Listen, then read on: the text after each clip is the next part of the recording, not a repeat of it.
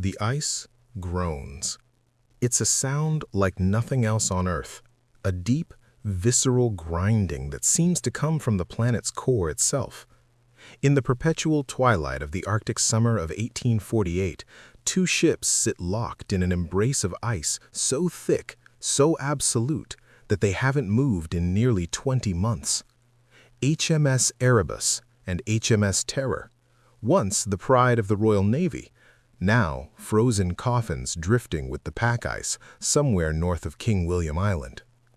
Inside the Terror's captain's cabin, a man hunches over a leather-bound journal, his hand trembling not from cold, though it's -30 degrees, but from something far worse. Scurvy has loosened his teeth, lead poisoning clouds his mind, starvation has reduced his body to angles and shadows. He tries to write, but the words won't come. Outside, the ice continues its relentless pressure on the hull, creating that sound, that terrible groaning that haunts the dreams of the 105 men still alive from the original crew of 129. They have been missing for 3 years. The British Empire, at the height of its power, has no idea where they are. Queen Victoria sleeps soundly in Windsor Castle while the Arctic slowly devours the best and brightest of her navy. This is the Franklin expedition, and this is where our story truly begins.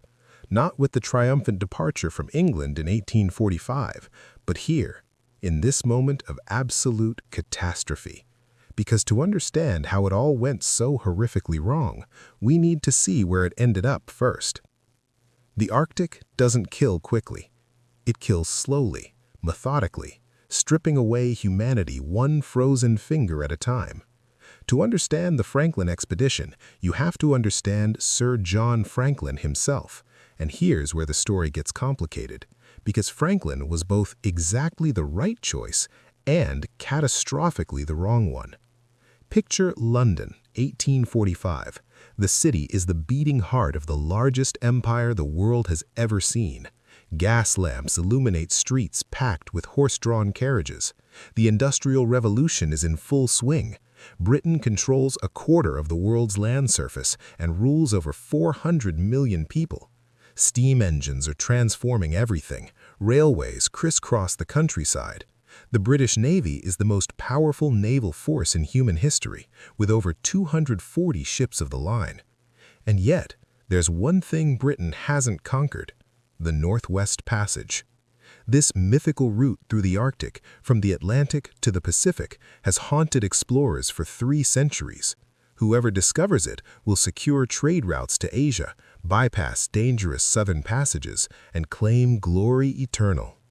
By 1845, expeditions have mapped most of the coastline. Only a small gap remains, maybe 500 miles, somewhere in the Canadian Arctic archipelago. It seems achievable. It seems so close. Sir John Franklin is 59 years old in 1845. For naval standards of the era, he's ancient, too old for Arctic exploration according to some. But Franklin has something the Admiralty desperately wants: experience and reputation. He's already led 2 Arctic expeditions. His 1819 to 1822 expedition ended in disaster, 11 men dead, Franklin's party reduced to eating their leather boots, and, rumor has it, resorting to cannibalism. But he survived, earning the nickname, the man who ate his boots. The British public, oddly enough, found this heroic. His second expedition from 1825 to 1827 went much better, mapping large portions of the North American coast. Franklin returned to England a hero, was knighted, served as lieutenant governor of Van Diemen's Land, modern-day Tasmania, and generally enjoyed the comfortable life of a celebrated explorer. But by 1845, his career is stalling. Tasmania hadn't gone well. Political conflicts, administrative challenges. He's desperate for redemption, for one more chance of glory. When the Admiralty begins planning what they call the final Arctic expedition, the one that'll finally solve the Northwest Passage puzzle, Franklin lobbies hard for command. The problem? There's a better candidate. Commander James Clark Ross, a brilliant explorer who had recently discovered the magnetic North Pole and returned from a successful Antarctic expedition. Ross is younger, more experienced in recent polar conditions, and frankly, the smarter choice. But Ross declines. He'd promised his wife he wouldn't return to the ice. Second choice? Commander Francis Crozier, Ross's former second-in-command. Irish, experienced, tough as nails, and respected by his men. But Crozier is Irish, and in the British Navy of 1845, that's a ceiling you can't break through. Command of such a prestigious expedition simply won't go to an Irishman. And so, almost by elimination, Franklin gets the job. At 59, overweight, no Arctic experience in 18 years, he will lead 128 men into the most hostile environment on Earth. Here's a critical number: 18 years. That's how long since Franklin had last been in Arctic waters. The Arctic had changed. Ice patterns had shifted. What worked in 1827 wouldn't necessarily work in 1845, but Franklin didn't know that. Nobody did. The Admiralty outfits the expedition with the best of everything. 2 ships, HMS Erebus and HMS Terror, both bomb vessels, meaning they're reinforced for warfare with thick hulls. They add extra internal bracing, copper plating on the bows, and iron plates to protect against ice. Each ship gets fitted with a revolutionary steam engine and a retractable screw propeller. In theory, if the wind dies, they can power through using steam. They load 3 years' worth of provisions, 8,000 tins of canned food, thousands of pounds of flour, dried meat, tobacco, tea, rum, fine china, crystal glassware, a library of 1,200 books, a hand organ that plays 50 tunes, even a daguerreotype camera, cutting-edge technology. The canned food is worth pausing on. Tinned food was revolutionary in 1845. Napoleon had offered a prize for anyone who could develop a method of preserving food for his armies, and the tin can was born. By the 1840s, canned food was standard for naval expeditions. The Franklin expedition supplier, a man named Stefan Goldner, won the contract to provide 8,000 tins on a tight deadline. Here's what nobody knew in 1845. Goldner was cutting corners. To meet the deadline, he was using larger tins than standard, some holding up to 9 pounds of meat, but using the same heating time as smaller tins. This meant the centers weren't reaching high enough temperatures to kill bacteria. Worse, his workers were using lead solder to seal the tins, and they were sloppy. The interior of the cans would have lead levels hundreds of times above what's safe. But in May 1845, as the Erebus and Terror prepared to depart, nobody questions the food. Nobody questions Franklin's age. Nobody questions whether 2 ships are enough, or whether 3 years of supplies is truly adequate for unknown waters. The British public is euphoric. This is the expedition that will finally crack the Northwest Passage. Franklin is feted as a hero before he's done anything. Lady Franklin, his second wife, is confident to the point of hubris. As the ships prepare to leave, she has the expedition motto sewn into a silk flag: "Persevere to the end." On May 19, 1845, HMS Erebus and HMS Terror sail from Greenhithe, England.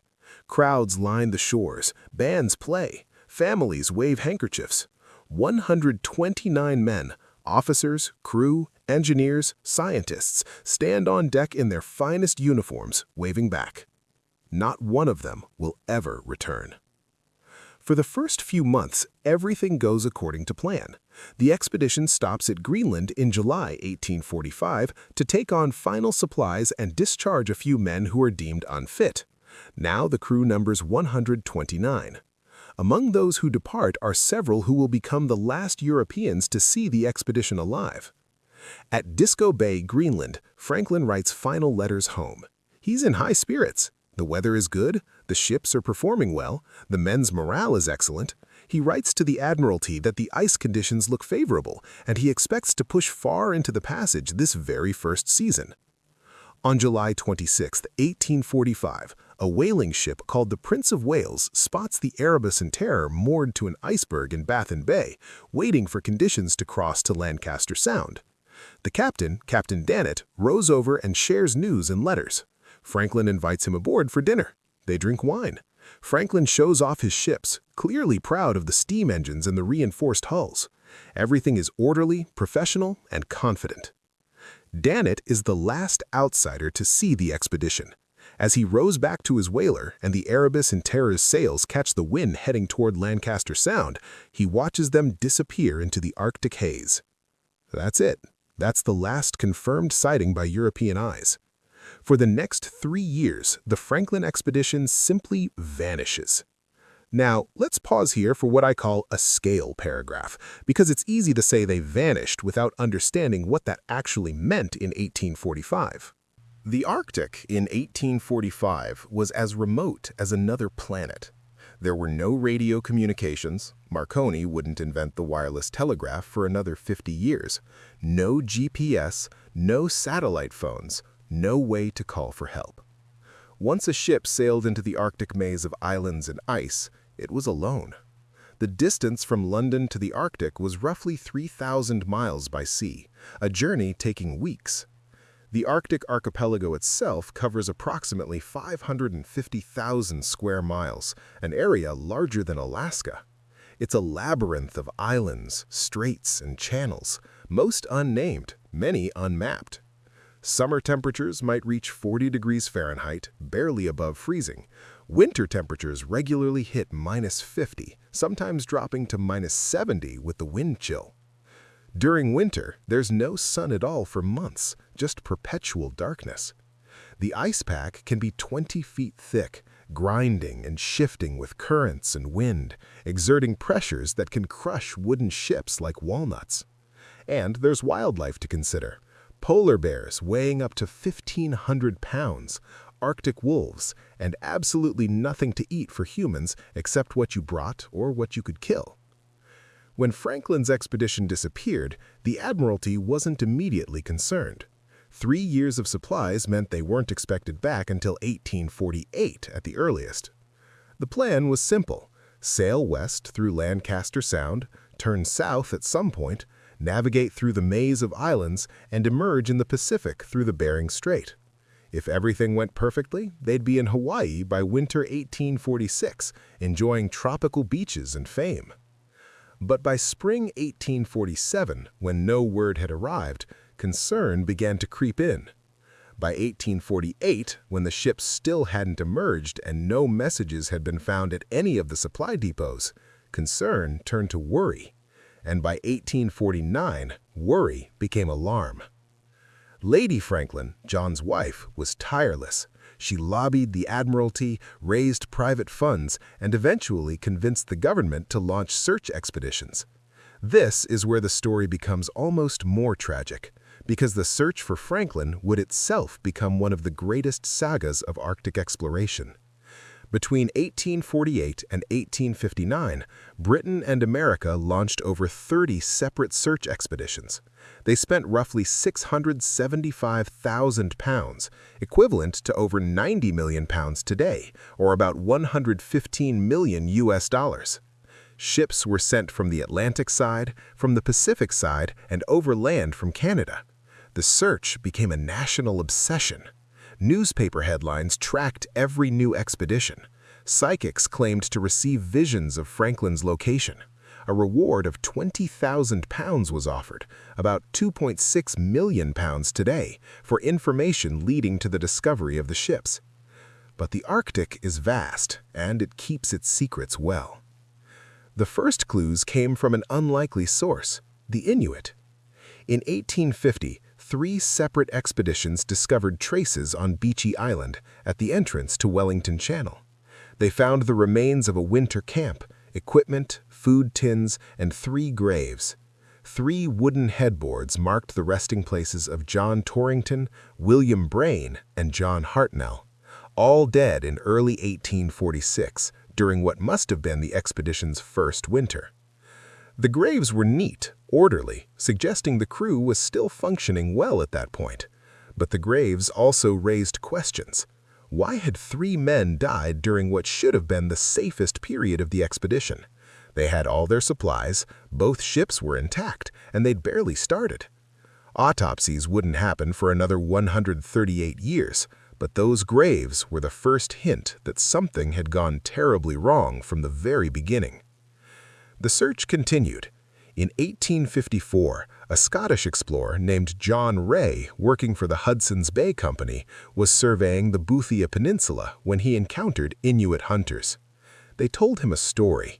About 4 years earlier, they'd seen a group of white men, about 40 of them, walking south on King William Island, dragging boats on sledges.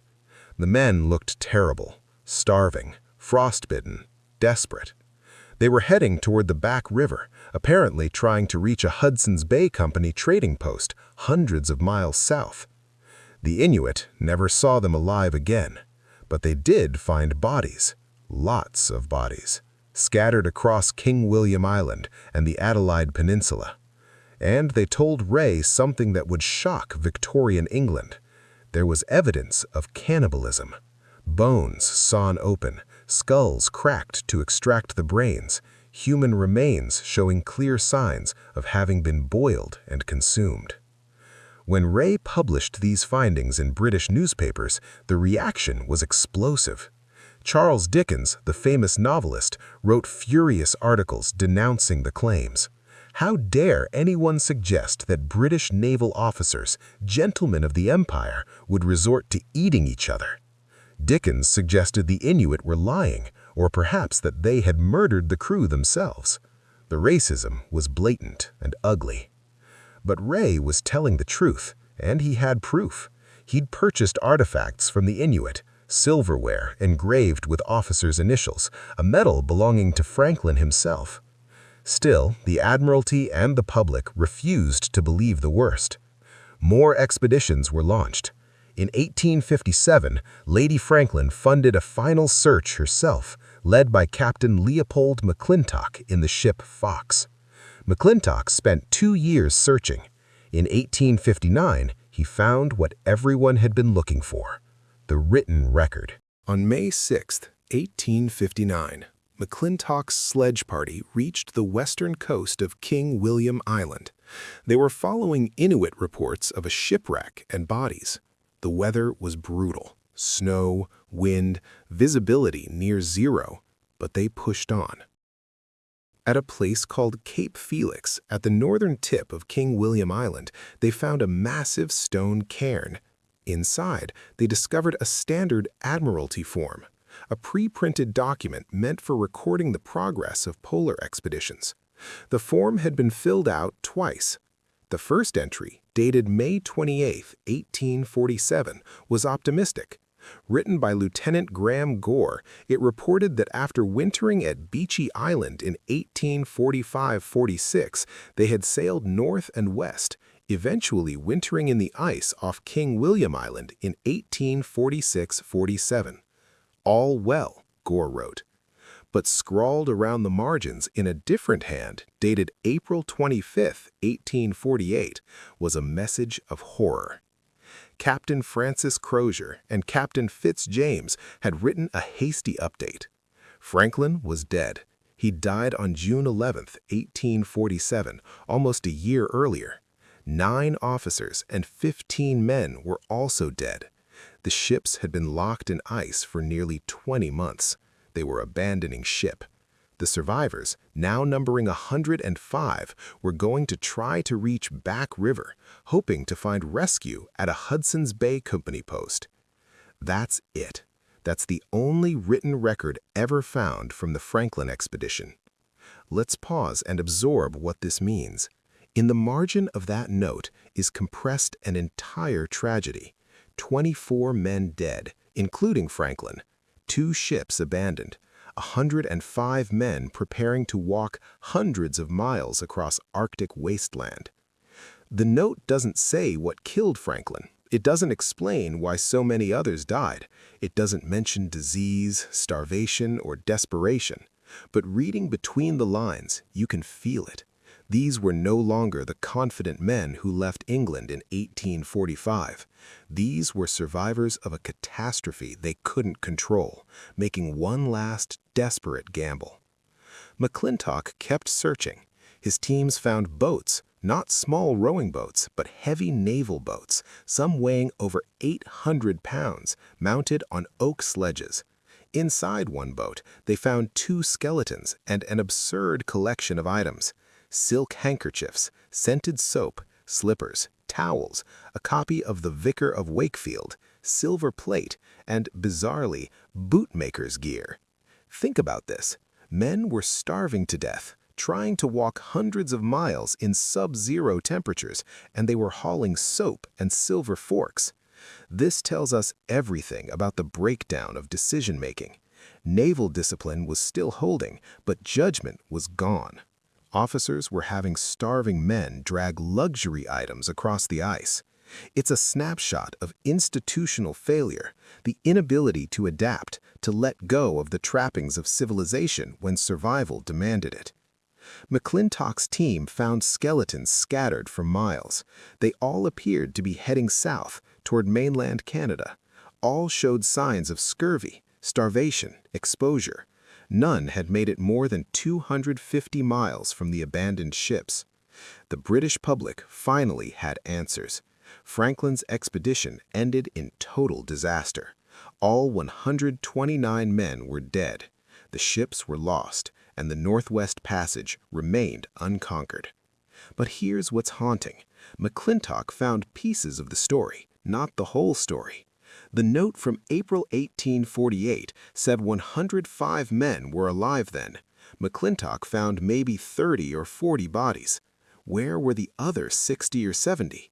And what happened between June 1847, when Franklin died, and April 1848, when they abandoned ship? That's 10 months of silence. 10 months of something so terrible that 24 men died while the ships were still intact, before they even started the death march south. For the next 150 years, those questions haunted historians and Arctic enthusiasts. Books were written, theories proposed, documentaries made. The Franklin expedition became the Everest of maritime mysteries, a tragedy so complete, so absolute, that it seemed to transcend normal disaster. And then, in the 1980s, science started providing answers. Terrible, horrifying answers. Dr. Owen Beatty was not looking for fame when he flew to Beechey Island in 1984. A professor of anthropology at the University of Alberta, Beatty was interested in cold case forensics, literally. The permanently frozen bodies of John Torrington, William Brain, and John Hartnell, buried during Franklin's first winter, were time capsules. If he could exhume them and perform autopsies, he might discover what killed them. Getting permission took years. The bodies were technically graves and a protected historical site. But eventually, the Canadian government agreed. In August 1984, Beatty and his team arrived on Beechey Island with a film crew in tow. The graves were marked by simple wooden headboards, weathered by 138 years of Arctic storms. The ground was permafrost, frozen solid year-round. They used picks, shovels, and eventually steam to melt through 6 feet of gravel and ice. When they reached John Torrington's coffin, they pried off the lid, and there, preserved by the Arctic cold as if he'd died yesterday, was a 20-year-old man. His skin was pale, almost translucent. His limbs were bound in cotton strips. His eyes were closed, but you could make out his features perfectly. His mouth was open slightly, as if he'd died mid-breath. It was eerie, disturbing, and scientifically priceless. Beatty and his team carefully removed tissue samples, analyzed hair, bone, and nails. The body was so well preserved that they could see his last meal in his digestive tract. When they exhumed Hartnell and Brain over the next few years, they found the same thing: perfect preservation, down to the individual cell. The results were shocking. All 3 men had lead levels in their bones and tissues that were off the charts. Some readings over 200 parts per million, compared to normal levels of about 30 to 35 ppm. Lead poisoning causes neurological damage, organ failure, paranoia, and irrational decision-making. And the source? Almost certainly the tinned food. Stephen Goldner's sloppily soldered cans were leaching lead directly into the food. But there was more. The men also showed advanced signs of tuberculosis and pneumonia. Torrington's lungs were a mess. These weren't healthy sailors cut down in their prime. They were already sick, possibly from before the voyage even began. And then there was the evidence of scurvy. All three showed bone degeneration consistent with vitamin C deficiency. Scurvy is brutal. Your gums rot, your teeth fall out, old wounds reopen, your bones become brittle, and eventually you hemorrhage internally and die. The Franklin expedition carried no fresh food, no citrus, and after 3 years, any vitamin C in their diet would have been long gone. So we now had a profile of what the crew was facing. Lead poisoning from their food, causing cognitive impairment and organ damage, tuberculosis and other respiratory diseases, weakening them further, scurvy, destroying their bodies from the inside, starvation as supplies ran out or became inedible, exposure with temperatures that could kill in minutes. Each factor alone could kill a man. Together, they were unstoppable. But Beatty's work also revealed something else. These men died early in the voyage, during the first winter when they still had full supplies and both ships were intact. If men were dying that quickly from disease and poisoning, what was the state of the crew after 3 years? To understand the physiological breakdown, we need to understand what happens to a human body in these conditions.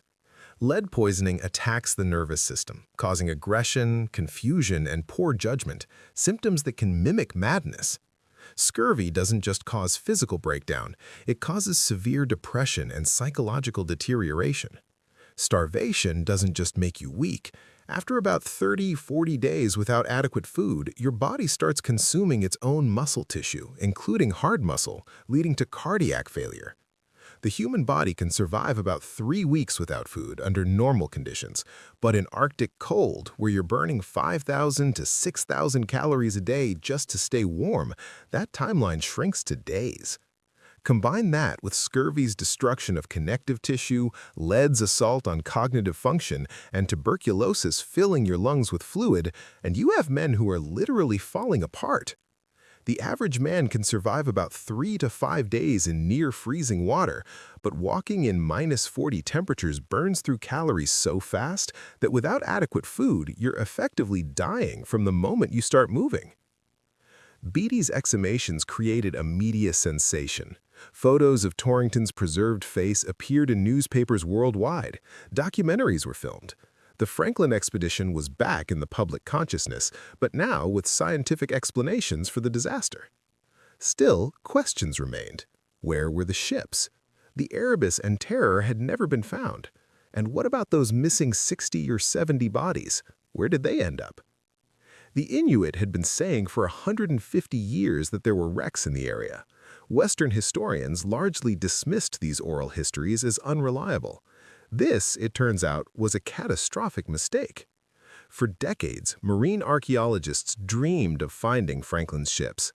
The technology didn't exist until recently. Side-scan sonar, underwater ROVs, and sophisticated search grids finally made it possible. In 2008, a major search effort was launched, funded by the Canadian government and private donors. They searched year after year, finding nothing. Then, in September 2014, the impossible happened. A Parks Canada team, using a combination of sonar and ROV, located a shipwreck in pristine condition, sitting upright on the seabed in the Queen Maud Gulf, south of King William Island. It was HMS Erebus. The ship was at a depth of only 36 feet, in remarkably good shape considering it had been underwater for over 165 years. The cold Arctic waters had preserved her beautifully. You could still see the deck layout, the ship's bell, artifacts scattered around the site. 2 years later, in 2016, they found HMS Terror. This discovery was even more remarkable. The Terror was in Terror Bay, ironically named years before anyone knew the ship was there, sitting upright in 79 feet of water. The ship was so well preserved that hatches were still closed, doors intact, artifacts still in place. ROV footage showed glass bottles still standing on shelves, the ship's wheel still in position, everything frozen in time. The discoveries raised more questions than they answered. First, the ships were far south of where they'd been abandoned in 1848. According to the note McClintock found, the ships were locked in ice off the northwest coast of King William Island. But Erebus was found 50 miles south, and Terror was even further, about 60 miles to the south, and in a protected bay. How did they get there? The most likely explanation is that some crew members, maybe a small group, had returned to one or both of the ships after the main body of men abandoned them. Perhaps they thought they could ride the ice drift south. Perhaps they hoped to overwinter and then make an escape the following summer. Perhaps they were too sick to join the death march and stayed behind. We may never know, but the fact that Terror ended up in a sheltered bay suggests deliberate navigation. Someone sailed or drifted that ship there and possibly even tried to protect it. Second, why were the ships in such good condition? Ships crushed by ice typically show catastrophic damage. The fact that both ships were intact and upright suggests they may have been deliberately scuttled or carefully abandoned. This aligns with the naval discipline that seemed to hold until the very end. Archaeologists have only begun to explore the wrecks. The conditions are challenging: brief diving seasons, cold water, remote locations. But early artifacts recovered include navigational instruments, officers' possessions, and ship's equipment. Each item is a clue, a small piece of the puzzle. One particularly haunting find from Erebus, a desk drawer containing personal items still organized, suggesting whoever occupied that cabin expected to return. There's something deeply sad about that. The everyday normalcy of a desk drawer frozen in time while the owner died miles away on the ice. The discovery of the ships also validated Inuit testimony. For 170 years, Inuit oral histories had described wrecks in these areas, and Western historians had largely ignored them. It was a reminder that indigenous knowledge, passed down through generations, is often more reliable than we give it credit for. Now, let's talk about the controversies and theories that have swirled around this disaster for over a century. Because finding the ships answered some questions but illuminated others, and some of those other questions get into deeply uncomfortable territory.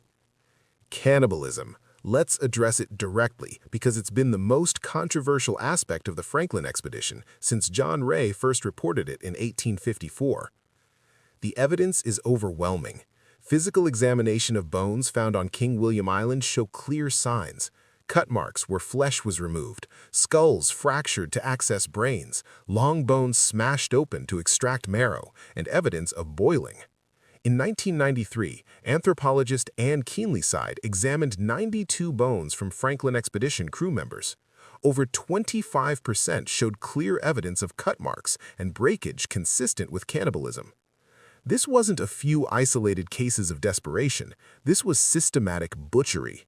The Victorian British public was horrified and denied it furiously. Charles Dickens led the charge, writing essays arguing that British naval officers would die before resorting to such barbarism. He even suggested, with no evidence, that the Inuit had murdered and cannibalized the crew, then lied about it. This was racism, pure and simple. The Inuit had no reason to lie and every reason to help. They'd survived in the Arctic for thousands of years and understood the environment in ways the British never would. But let's be clear about something. Cannibalism in survival situations is not uncommon. The 1972 Andes plane crash survivors, the 1846 Donner Party, the Essex whaling disaster. Throughout history, when humans face starvation and no other options, some will consume the dead to survive.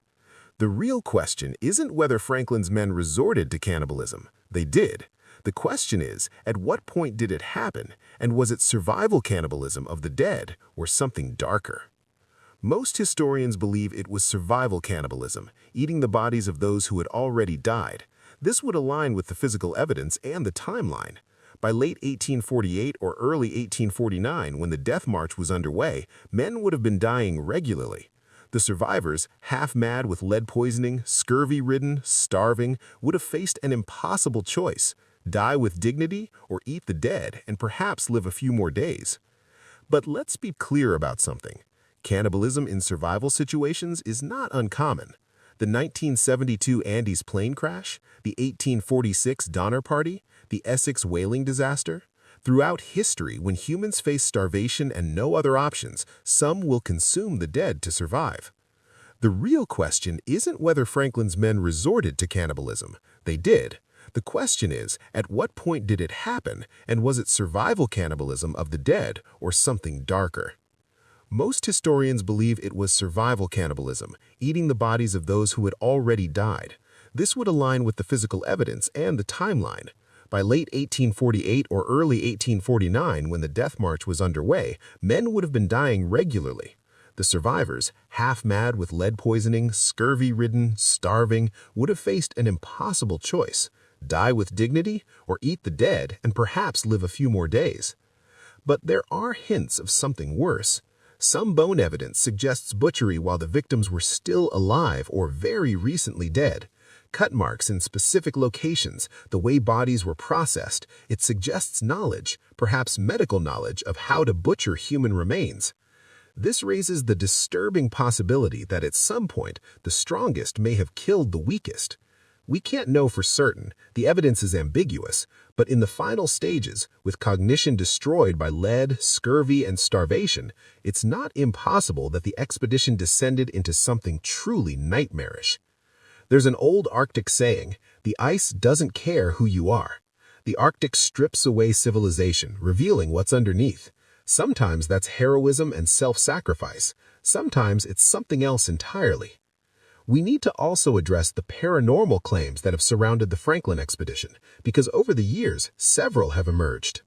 Multiple people have reported seeing apparitions on Beachy Island, figures in naval uniforms, sounds of men working, phantom ships in the ice. In 1930, a geological survey team reported seeing a figure standing by one of the graves at night, only to find no footprints in the snow the next morning. Beachy Island is isolated, eerie, and historically significant. The human mind is excellent at pattern recognition, seeing faces in shadows, interpreting natural sounds as human activity. In the Arctic, where wind can howl through rocks, where ice can crack and boom like thunder, where isolation and darkness can play tricks on perception, mistaking natural phenomena for supernatural events is common. Add in the knowledge that you're standing where men died horribly, and your brain primes you to expect ghosts.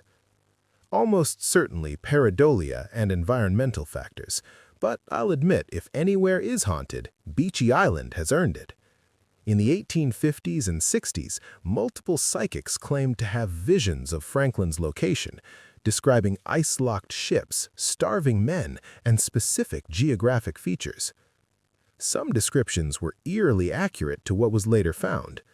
Of the hundreds of psychic claims made, a few would inevitably match reality by chance. The Arctic archipelago has limited variation: ice, rock, water. Describing ships locked in ice with starving crew is akin to predicting rain in the rainforest. The psychics who got it right are remembered. The vast majority who were completely wrong are forgotten. This is survivorship bias. No credible evidence of genuine psychic ability. Statistical probability and selective memory explain the hits. Inuit legend speaks of the Toonbuk, a massive, predatory spirit creature that protects the Arctic from those who disrespect it.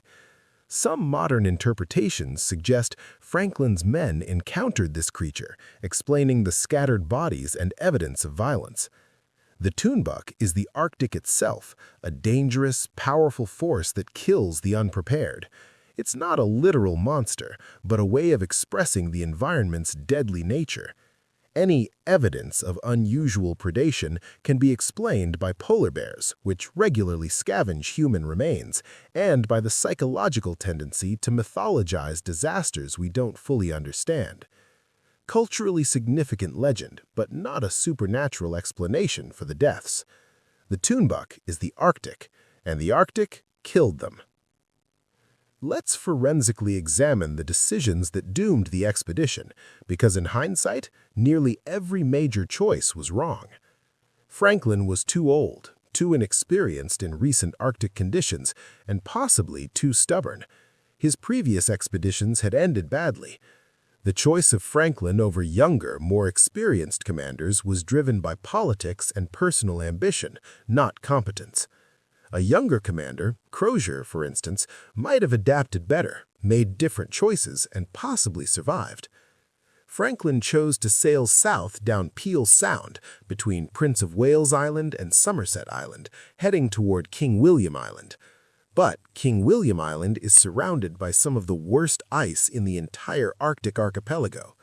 The Ray Strait on the east side of the island is notorious for multi-year pack ice that never melts. If Franklin had gone north and west instead, through McClure Strait, he might have found better conditions. Or if he'd gone east around the other side of Somerset Island, he'd have encountered warmer water from the Atlantic.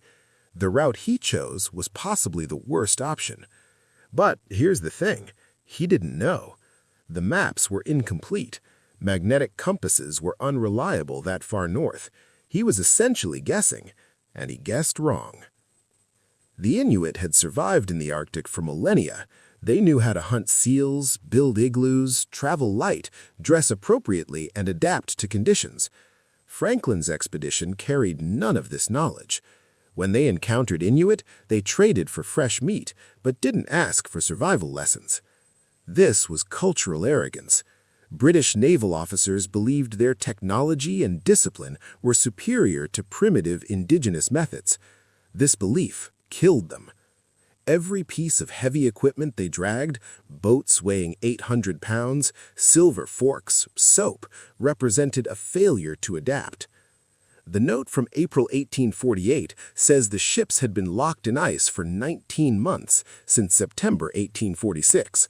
That means from fall 1846 to spring 1848, over a year and a half, the crew stayed with the ships, waiting for the ice to break up.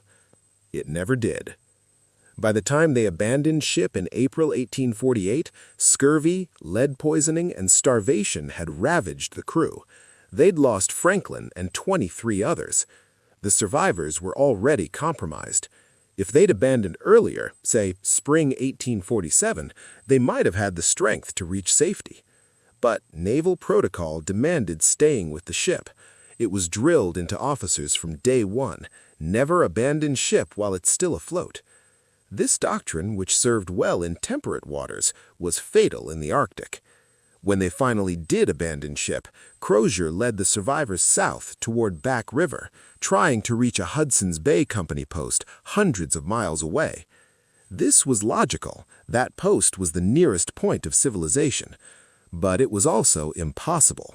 The distance was too great, the terrain too harsh, and the men too weak. Some historians argue they should have gone north, back toward Lancaster Sound, where ships regularly passed. But in April, they couldn't have known that search expeditions were already looking for them in that area.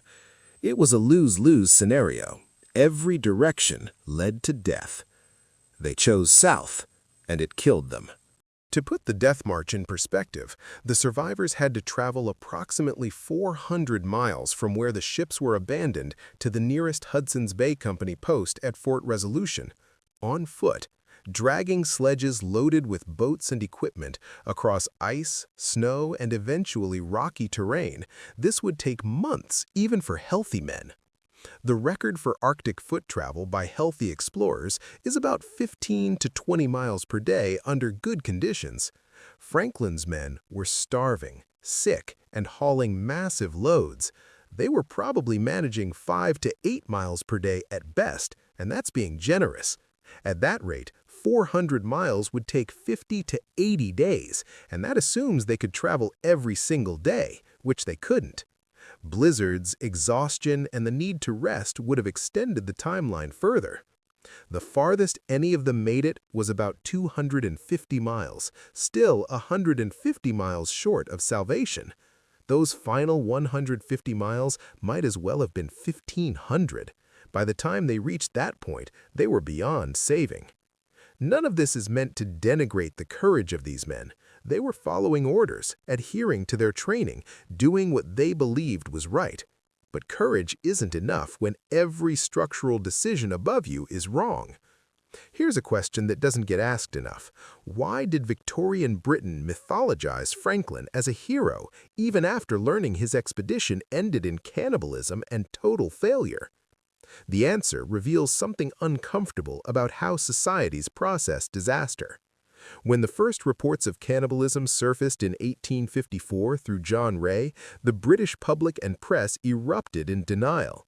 Charles Dickens wrote lengthy articles in his magazine, Household Words, essentially calling Ray a liar. He argued that British naval officers, educated gentlemen, would never resort to such savagery. He even suggested, with spectacular racism, that the Inuit must have murdered and cannibalized the crew, then blamed it on the dead men. This wasn't about facts. This was about maintaining the myth of British superiority. The British Empire in the 1850s was at its peak. The Industrial Revolution had made Britain the world's dominant power. British values, discipline, order, civilization were exported worldwide, often at gunpoint. The idea that 129 of Britain's finest, led by a knighted explorer equipped with the best technology, could be utterly destroyed by the Arctic and reduced to eating each other? That threatened the entire imperial narrative. So Britain did what societies always do when faced with uncomfortable truths. They rewrote the story. Franklin became a hero, not despite his failure, but because of it. He became a symbol of perseverance, of British determination in the face of adversity. The fact that everyone died was reframed as tragic nobility rather than catastrophic incompetence. Monuments were erected. Churches installed stained glass windows depicting Franklin. Lady Franklin became a celebrated figure, her tireless efforts to find her husband portrayed as romantic devotion. When the Admiralty formally declared the crew dead in 1854, they also credited Franklin with discovering the Northwest Passage, even though he hadn't. His expedition had proven which routes didn't work, but they didn't actually complete the passage. That wouldn't happen until Roald Amundsen, a Norwegian, successfully navigated it in 1903-1906, using a small ship and learning from Inuit survival techniques. But facts didn't matter. Britain needed its heroes, so Franklin was made one. This pattern repeats throughout history. The charge of the Light Brigade, a suicidal cavalry charge in the Crimean War caused by miscommunication and incompetence, was turned into poetry celebrating bravery. The Titanic disaster, caused by hubris and cost-cutting, was reframed as a story of heroic self-sacrifice as the ship sank. We do this because facing the truth that sometimes disasters happen due to preventable mistakes, that sometimes the people in charge are wrong, that sometimes heroism and courage aren't enough, is harder than creating myths. The Franklin expedition is a perfect example. A more honest assessment would acknowledge Franklin was the wrong choice for commander. The expedition was under-equipped for the worst-case scenario. Cultural arrogance prevented learning from indigenous knowledge. Institutional rigidity prevented necessary adaptations. A combination of toxic food, disease, and bad luck created a cascade of failure. But that's not a story Victorian Britain wanted to hear. So they made Franklin a hero, built statues, and moved on. Modern historians have been more honest, but the myth persists. Even today, there's a temptation to focus on the mystery and the adventure rather than the brutal reality. This was a preventable disaster that killed 129 men through a combination of bad decisions, bad luck, and institutional failure. Paradoxically, the Franklin disaster advanced Arctic exploration more than any successful expedition could have. The search for Franklin resulted in over 30 expeditions spanning 11 years. These searches mapped vast areas of the Arctic that had never been charted. They discovered new islands, new straits, and definitively proved that no easy Northwest Passage existed. The collective knowledge gained from Franklin's searches exceeded what Franklin himself could have discovered. But the real lessons were more subtle. Franklin's ships had steam engines, reinforced hulls, and 3 years of supplies. They had the best equipment the Industrial Revolution could provide.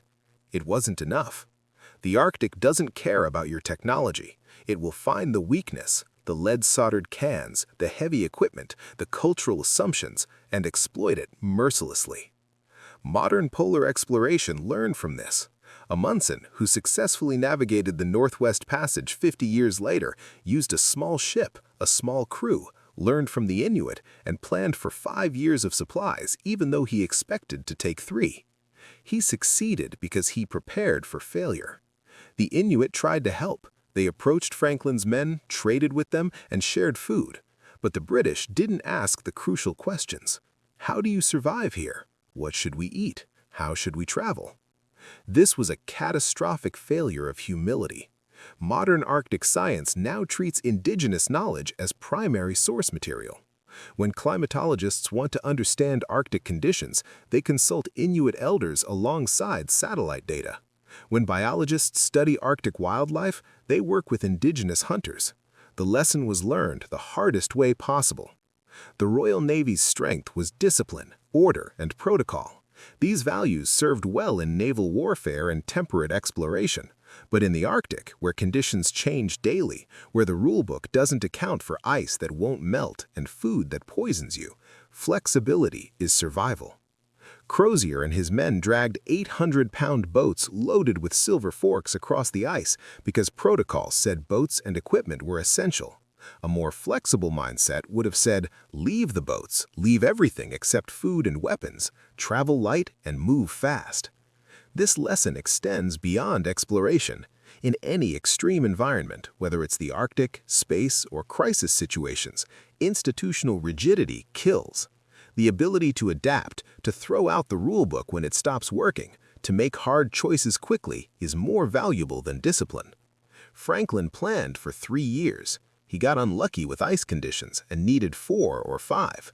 The difference between 3 years and 4 years was the difference between life and death. Modern exploration overplans obsessively. NASA's Mars rovers carry backup systems for their backup systems. Antarctic research stations stock 7 years of food for 5-year missions. Deep-sea submersibles plan for failures that can't happen.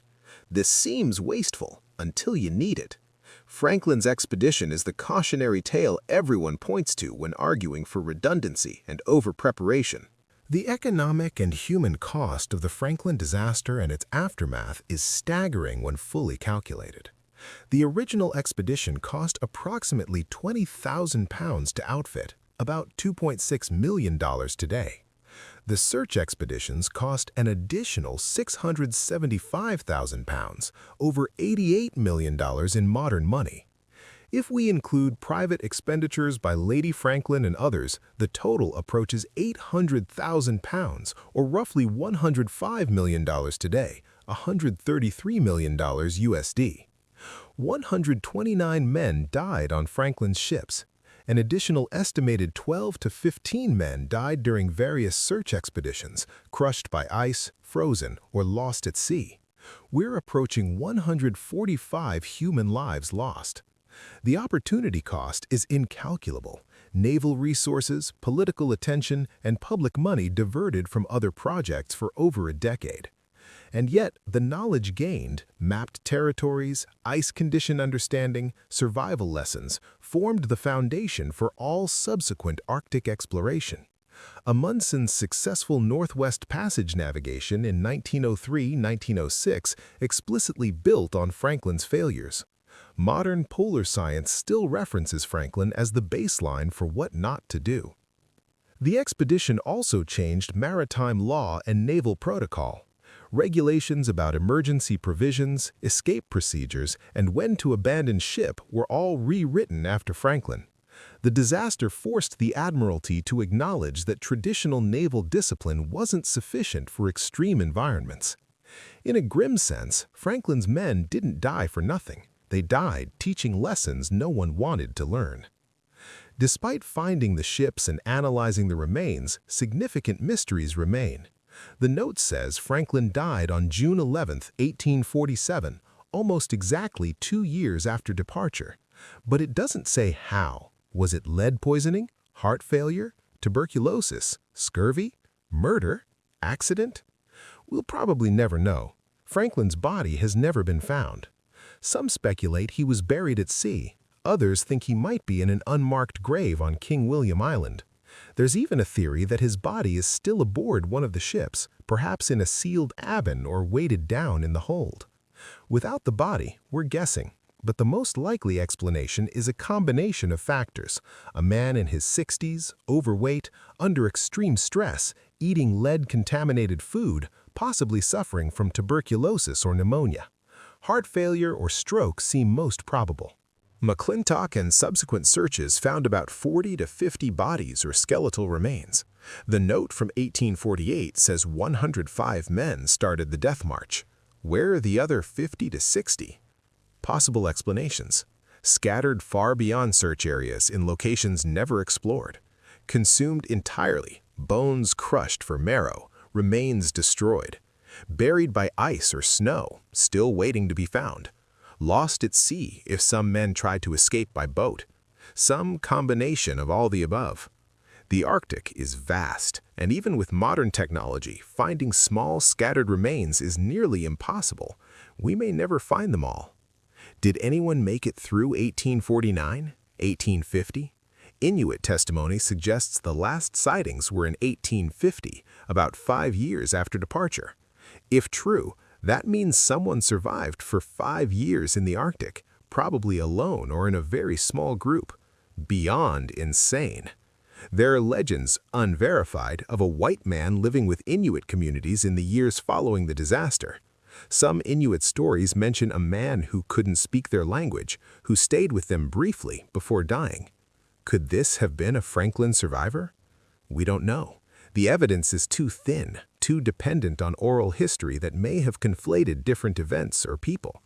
The wrecks are time capsules. Every sealed cabin, every closed hatch potentially contains artifacts, documents, or remains. The captain's cabin might contain Franklin's personal logs. The ship's holds might contain more food tins showing exactly what they were eating. Sealed sections might contain bodies, preserved perfectly by the cold water. Archaeological exploration is ongoing, but slow. The remote location, short diving season, and the need to preserve the site all limit how quickly we can explore. It might take decades to fully excavate both wrecks. What we find could rewrite what we know. A journal from 1847 or 1848 could fill in the gaps. Medical records could show the progression of disease. Personal letters could humanize the tragedy in ways skeletal remains cannot. Here's a thought experiment that haunts Arctic historians. Was there any decision point where some or all of the crew could have survived? If they'd abandoned ship in summer 1847 instead of April 1848, when they were healthier and had more supplies, could they have made it? If they'd headed north toward Lancaster Sound instead of south toward Back River, could they have encountered rescue ships? If they'd split the party, some staying with ships, some walking out, could either group have survived? If they fully adopted Inuit survival methods, building igloos, hunting seals, traveling light, could they have lasted until rescue came? Armchair historians love debating these scenarios. The consensus is grim. Probably not. By the time they realized how bad things were, they were already doomed. The lead poisoning was already destroying their cognition. The scurvy was already rotting their bodies. The ice conditions were historically bad, multi-year pack ice that wouldn't break up regardless of season. But there's a small chance, 5%, maybe 10%, that with different decisions, a handful of men could have survived. Maybe. That's the haunting part. The disaster wasn't inevitable. It was the result of hundreds of small decisions and unlucky factors that compounded. Change a few variables, and the story might have ended differently. Walk through London today, and you'll find Franklin everywhere. A statue in Waterloo Place, a memorial in Westminster Abbey, streets and squares named after him. Lady Franklin's devotion to his memory was absolute, and she made sure Britain never forgot. But the legacy is complicated. On one hand, Franklin represents courage, exploration, and the pursuit of knowledge at any cost. These are values worth celebrating. The men who sailed with him knew the risks and went anyway. That takes a particular kind of bravery that's easy to mock from the comfort of the 21st century, but harder to dismiss when you actually think about it. On the other hand, Franklin represents hubris, cultural arrogance, and the price of ignoring expertise. The expedition embodied Victorian Britain's attitude that European superiority could conquer anything. The Arctic proved them wrong in the most brutal way possible. So which is it? Hero or cautionary tale? The answer is both. History isn't simple. People aren't simple. Franklin was a product of his era, his culture, and his limitations. He was brave and foolish, experienced and unprepared, honorable and doomed. The men who died with him were mostly young, average age in the mid-20s. They joined the Navy for steady work, adventure, and the possibility of advancement. Most came from poor or working-class backgrounds. The Arctic killed them, but poverty would have killed many of them anyway, just more slowly. There's a tendency in modern retellings to focus on the officers, Franklin, Crozier, Fitzjames, because we have their names and their stories. But the vast majority of the crew were ordinary sailors, men who hauled ropes, maintained equipment, and followed orders. They didn't choose the route. They didn't decide to stay with the ships or when to abandon them. They just died, following the orders of men who were themselves following the orders of an institution that didn't understand what it was asking. In this sense, the Franklin expedition is like most disasters. The people at the bottom pay the price for decisions made at the top. But there's also this. When reading Inuit testimony about encountering the survivors, one thing comes through consistently. The men were still trying, still dragging boats, still maintaining some level of order and discipline. Even as they died, they didn't descend into chaos. They helped each other. They buried their dead when they still had strength to dig. They left notes and artifacts in cairns, hoping someone would find them and tell their story. That's the legacy worth remembering.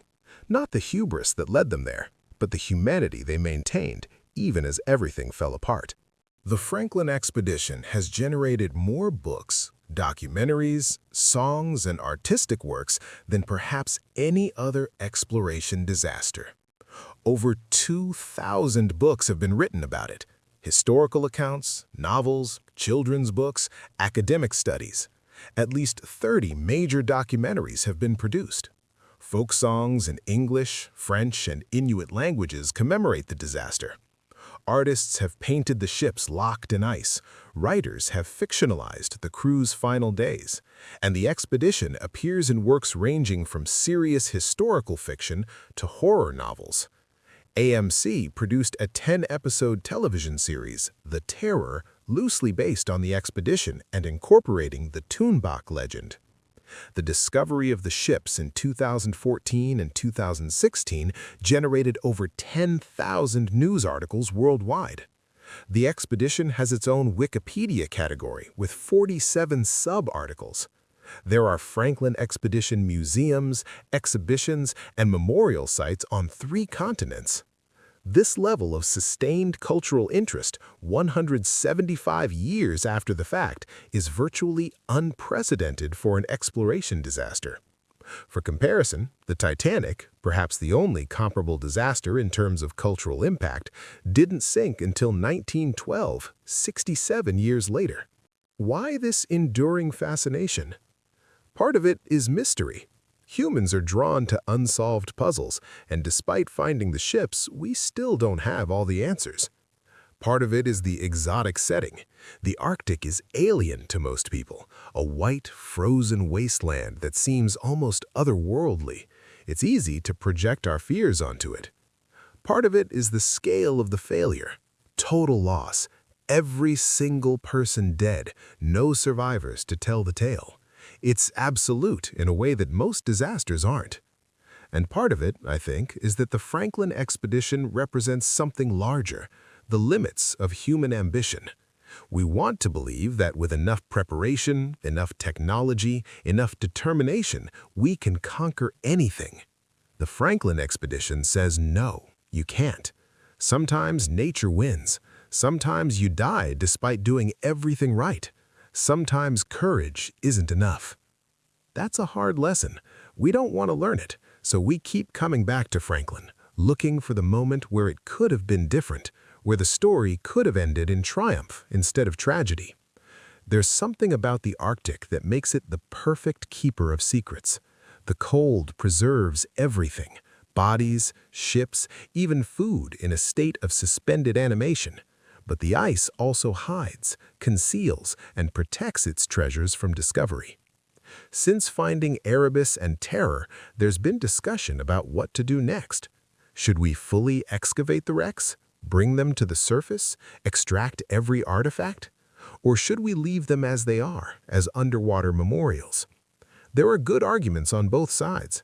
Archaeological excavation could yield incredible insights, documents, journals, scientific data that could rewrite what we know. The ships themselves are historical treasures that could be preserved in museums, teaching future generations about both exploration and failure. But there's also something to be said for letting the dead rest. These ships are graves. Potentially dozens of bodies remain inside them. Disturbing them feels wrong in a way that's hard to articulate but deeply felt. The Canadian government has moved slowly, carefully. Some artifacts have been recovered. The sites are protected as historical treasures, but full excavation remains years or decades away. Meanwhile, climate change is altering the Arctic faster than almost anywhere on Earth. The Northwest Passage that killed Franklin is now navigable most summers. Ships routinely sail through waters that were ice-locked in Franklin's time. Tourists take cruises through the Arctic archipelago. This is bitterly ironic. Franklin died trying to find a passage that didn't exist in his lifetime, but exists now because we've warmed the planet. The Arctic that killed him is melting away. This raises urgent questions for the wrecks. Warmer water might accelerate decay. Increased shipping traffic threatens the sites. The ice that preserved the ships for 170 years is disappearing. We may have only a limited window to learn what we can before the Arctic, in changing, takes its secrets back in a different way. Let me share some context that helps understand what we're dealing with. Parks Canada, which manages the wreck sites, estimates that less than 5% of the ship's contents have been documented. The Terror, in particular, is so well preserved that items are still in drawers, bottles on shelves, navigation instruments in place. It's like a museum exhibit frozen in time. One archaeologist described it as walking into a time capsule from 1848. But accessing it is incredibly difficult. The dive season is only about 6 to 8 weeks per year in late summer. Water temperature hovers around 29 degrees Fahrenheit, cold enough that divers can only stay down for short periods. Visibility can drop to near zero with silt disturbance. And the remote location means everything. Divers, equipment, support ships must be flown or sailed in at enormous expense. Each diving season might yield only 50 to 100 hours of actual dive time across the entire team. At that rate, fully documenting the wrecks could take 30 to 40 years, and that's assuming the wrecks remain in their current condition, which isn't guaranteed. There's also the ethical dimension. Many descendants of Franklin crew members are still alive. How do you balance scientific curiosity with respect for the dead and their families? What should be brought up and what should stay down? These aren't easy questions, and there are no clear answers. Let's distill what we've learned into actionable lessons, because the Franklin disaster isn't just historical tragedy, it's a warning that echoes across time. The British Admiralty believed Franklin's expedition couldn't fail. They had the best ships, the best men, the best equipment. They were so confident that they sent Franklin off with fanfare and assumed he'd succeed. This pattern repeats constantly. The Titanic was unsinkable. The Challenger space shuttle was safe. The 2008 financial system was stable. Every disaster involves people who were certain it couldn't happen to them. The antidote is humility and red team thinking. Assume you're wrong. Assume your plan has flaws. Assume the worst-case scenario is possible. Then plan for it. The Inuit knew the Arctic intimately. They'd survived there for thousands of years. They knew which ice was safe, how to read weather, what to eat, how to travel.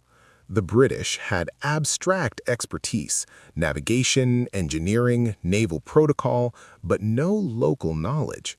When abstract expertise meets local knowledge and the two conflict, bet on local knowledge. This applies far beyond exploration. In business, listen to frontline employees over consultants. In medicine, listen to patients over theory. In policy, listen to communities over technocrats. Local knowledge is empirical. It's been tested by survival. Franklin's men stayed with their ships for 19 months waiting for ice to break up. By the time they abandoned ship, they were too weak to escape. They stayed because naval protocol demanded it, because they'd invested so much in the ships, because abandoning them felt like admitting defeat. The sunk cost fallacy says, because we've invested time, money, or effort, we should continue even when it's clearly not working. This thinking kills people. Know when to cut your losses. Know when the plan has failed. Be willing to abandon the ships, metaphorically and literally, while you still have the strength to walk away. In normal conditions, the British Navy's systems worked brilliantly. Discipline, hierarchy, standardized procedures, these were strengths. But the Arctic wasn't normal conditions. It was an extreme edge case, and at the margins, every system reveals its flaws. The lead-soldered tins were fine for normal voyages. Lead poisoning takes months to develop, and most voyages lasted weeks. The heavy boats were fine in temperate waters where you might need to row ashore. The formal command structure was fine when clear information flowed up and orders flowed down. None of this worked in the Arctic. The systems that were strengths became weaknesses. This is true of all systems. They're optimized for the normal case, not the extreme case. And when the extreme case arrives, they fail catastrophically. Design for the edges, plan for extremes, build redundancy and flexibility into your systems because that's when you'll need them most. The British believed their civilization was superior to Inuit culture. This belief that European methods, European knowledge, European technology were inherently better blinded them to the knowledge they needed to survive. This pattern has replayed throughout colonial history, usually with tragic results. The belief that your culture has all the answers prevents you from learning from others. The antidote is cultural humility. Assume other cultures have knowledge you lack. Assume your way isn't the only way. Ask questions, learn, adapt. If Franklin's men had learned from the Inuit, really learned, not just traded for meat, some of them might have survived. The lead poisoning was invisible. You couldn't see it, taste it, or feel it until it was too late. By the time symptoms appeared, the damage was irreversible. The same with scurvy. Early symptoms are subtle. By the time your teeth fall out, you're months from death. Modern life is full of invisible threats: pollution, chronic stress, diet-related disease, systemic risks in financial systems. We ignore them because they're not immediate. We don't prepare because we can't see them. The Franklin expedition teaches us the invisible threats are often the most dangerous. Monitor for them. Plan for them. Don't assume that because you feel fine, you are fine. The statistical improbability of the Franklin disaster is staggering. Between 1815 and 1845, the Royal Navy conducted approximately 40 Arctic expeditions. Of those, 37 returned successfully, with minimal casualties. The casualty rate for Arctic exploration in that period was about 2 to 3%, meaning 3 to 4 deaths per 100 men sent north. Franklin's expedition had a 100% fatality rate. 129 out of 129 dead. This is a statistical outlier so extreme that if you'd predicted it beforehand, you'd have been dismissed as absurdly pessimistic. Historians estimate that Franklin faced a perfect storm of at least 6 independent failure modes: lead poisoning, rare; botulism from canned food, rare; historically bad ice conditions, rare; choosing the worst possible route, unlucky; pre-existing tuberculosis in the crew, unusual; and extended pack ice that never broke up for 3 consecutive years, extremely rare. The probability of all 6 occurring simultaneously is vanishingly small, perhaps 1 in 10,000 or less. This is what makes the disaster so historically significant. It wasn't just bad luck or bad planning, it was a cascade of independent failures that compounded into total disaster. Let's end where we began, on the ice in 1848, with 105 men preparing to abandon their ships and walk toward an uncertain fate. Try to imagine that moment. You're an ordinary seaman, maybe 24 years old. You joined the Navy for steady pay and adventure. For nearly 3 years, you've been locked in ice. You've watched friends die, slowly, horribly. You've eaten food that makes you sick. You've followed orders, maintained discipline, done everything right. And now your captain is telling you to leave the ships, to walk. How far? 400 miles, maybe more, through ice and snow, dragging boats that weigh more than 4 men combined, with supplies that won't last more than a few weeks. You're not stupid. You know the math. You know this is desperation, not strategy. But what's the alternative? Stay with the ships and die slower? At least walking gives you the illusion of control, the sense that you're doing something.